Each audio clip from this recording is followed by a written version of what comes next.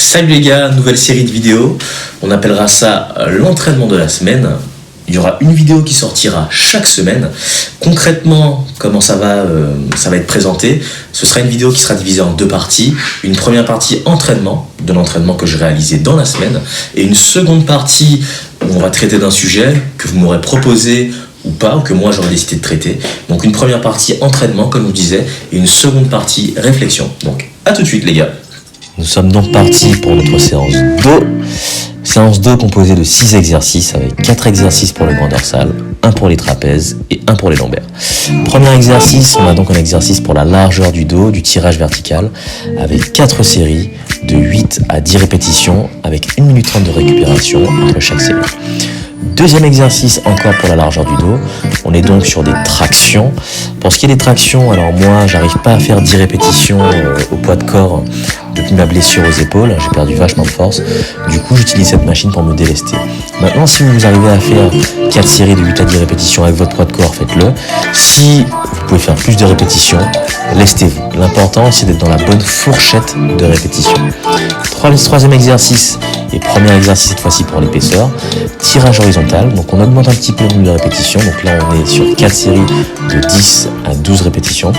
Sur cet exercice c'est hyper important de garder le dos droit, parce que je vois souvent en salle sur cet exercice des adhérents en fait qui ont tendance à trop céder du bas du dos, et c'est pas du tout l'objectif. Donc gardez le dos droit et ramenez bien les coudes vers l'arrière. Troisième exercice, encore un exercice pour l'épaisseur du dos. Toujours la même fourchette de répétition, donc 4 séries de 10 à 12 répétitions avec 1 minute 30 de récupération. Alors là, exercice unilatéral pour moi. Je fais toujours au moins un exercice unilatéral par groupe musculaire parce que ça me permet en fait d'avoir moins de déséquilibre. Parce qu'on a souvent un bras qui est un petit peu plus fort que l'autre ou une jambe un petit peu plus fort que l'autre.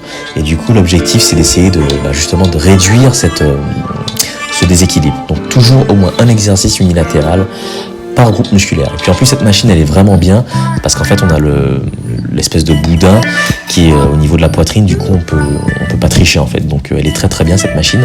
Prochain exercice pour les trapèzes, je fais donc du shrug, 4 séries de 10 à 12 répétitions. Le shrug je le fais assis parce qu'on peut beaucoup moins tricher, pareil j'en vois aussi à la salle qui font du shrug à la barre à 180 ou à 220 mais qui trichent énormément et c'est pas du tout l'objectif. Du coup asseyez-vous, prenez des haltères et vous verrez vous trichez moins. Dernier exercice pour les lombaires, un peu plus de répétitions, 4 séries de 12 à 15 répétitions. Si vous sentez que c'est trop facile, pareil, n'hésitez pas à vous lester, vous pouvez mettre un disque entre les bras. Et on a souvent tendance à oublier les lombaires, mais c'est très très important. Il faut bosser les lombaires pendant la séance dos, donc n'oubliez surtout pas les lombaires. Ok ? Je termine donc cette séance par un petit peu de cardio. Là j'ai fait une demi-heure de vélo assis après ma séance dos. En fait c'est ce qu'on va développer dans la seconde partie de la vidéo.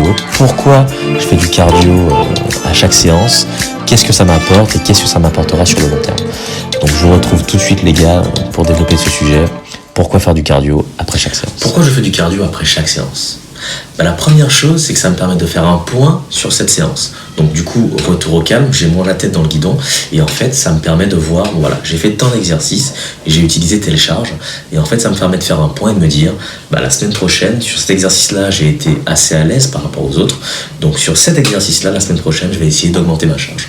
Ou la semaine prochaine, je vais essayer d'augmenter, d'une répétition sur chaque série. Parce qu'en fait, la muscu, c'est ça. C'est d'essayer d'augmenter la charge ou d'augmenter le nombre de répétitions au fil du temps. Donc la première chose, c'est qu'en fait, après la séance, ça me permet de faire un point sur cette séance-là et d'organiser les prochaines séances en fonction de cette séance. Ok ?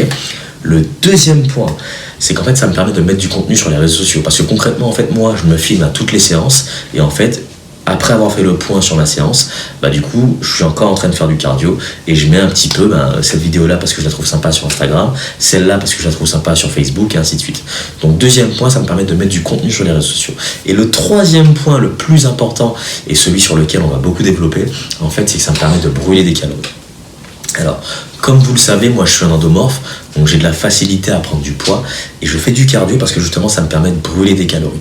Alors vous me direz, c'est pas beaucoup, en une demi-heure de cardio, vu l'intensité que tu mets, tu vas pas à fond, l'objectif c'est pas non plus de me fatiguer, donc forcément je vais pas à fond, mais du coup, vous allez me dire que forcément je brûle pas énormément de calories. j'ai regardé, j'en brûle à peu près entre 150 et 200. C'est pas énorme, mais si je le fais régulièrement sur long terme, ça fait la différence. Parce que 150 calories, si je m'entraîne 5 fois par semaine, sur une semaine, ça fait 750 calories. Sur un mois, ça fait 3000 calories. Et sur une année, ça fait 36 000 calories. Donc effectivement, ça fait vraiment, vraiment la différence. Et en fait, je vais revenir sur autre chose, sur l'effet cumulé de Darren Hardy. En fait, c'est un peu le même principe. C'est un livre que j'ai lu il y a pas longtemps et que je vous invite à lire si vous l'avez pas lu. En fait, c'est le fait de faire des petits choix malins comme ça, mais qu'on fait très très régulièrement et qui sur très long terme vont donner des différences qui seront énormes. Ben, en fait, c'est exactement pareil. Le fait de faire un petit peu de cardio comme ça après chaque séance, bah, c'est vraiment très productif sur long terme. Je dis pas que c'est ça qui va me permettre de sécher de ouf, hein, mais c'est ce qui va me permettre peut-être de prendre un peu moins de gras, ou si j'ai cheaté régulièrement pendant une semaine, bah, peut-être d'effacer ces cheats là. Donc vraiment, je vous conseille, surtout les endomorphes, surtout les personnes qui ont tendance à prendre du gras rapidement, de faire un petit peu de cardio après chaque séance. C'est pas ce qui va vous fatiguer, ça va vous permettre de récupérer plus, et surtout sur long terme, ça va vous permettre de prendre beaucoup moins de gras.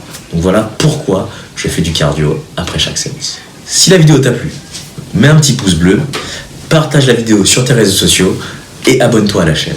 Si tu veux plus de contenu, viens me suivre sur Instagram, parce que sur Instagram, je mets beaucoup de contenu. Je mets des stories quasiment quotidiennes de mes entraînements, je mets des posts régulièrement, donc viens me suivre sur Instagram. Et si tu as besoin de coaching, c'est pareil, tu me suis sur Instagram, tu m'envoies un petit message et on atteint tes objectifs. À la prochaine.